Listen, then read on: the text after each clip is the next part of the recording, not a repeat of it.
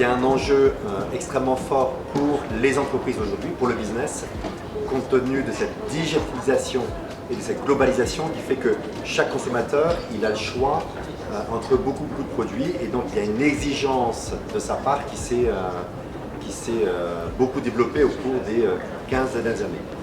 Alors effectivement, le design thinking, ou cette approche centrée en fait, sur l'humain, est une réponse à cette exigence d'aujourd'hui des consommateurs, parce que cette approche permet aux entreprises de développer des produits et des services qui sont beaucoup plus, qui vraiment répondent aux besoins des consommateurs.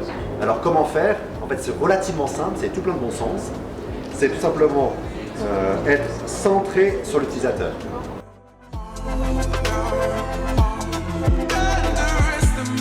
Alors, au-delà en fait d'avoir une proposition de valeur qui va vraiment répondre aux besoins critiques des utilisateurs, il y a une nécessité en fait de montrer cette valeur le plus rapidement possible aux consommateurs.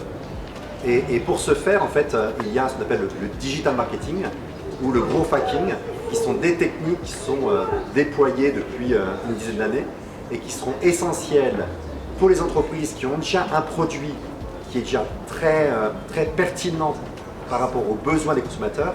Ça va leur permettre de faire connaître leurs produits et de gagner des parts de marché par rapport à une concurrence qui sera en général très avide de copier leurs produits ou leurs services. Profiler un consommateur. Alors en design thinking, on parle plus de persona. Et le persona, c'est quoi? En fait, c'est un archétype d'utilisateur et qui a un besoin particulier.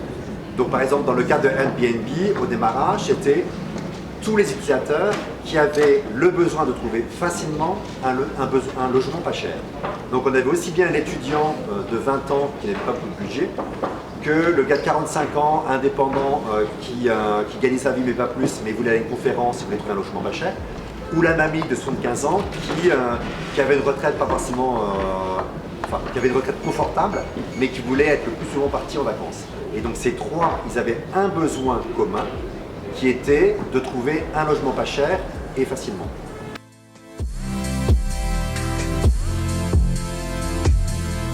Il n'y a pas photo. Si une marque, si une entreprise souhaite suivre les besoins évolutifs de ses clients, de ses consommateurs, en fait, il faut toujours être en empathie avec eux.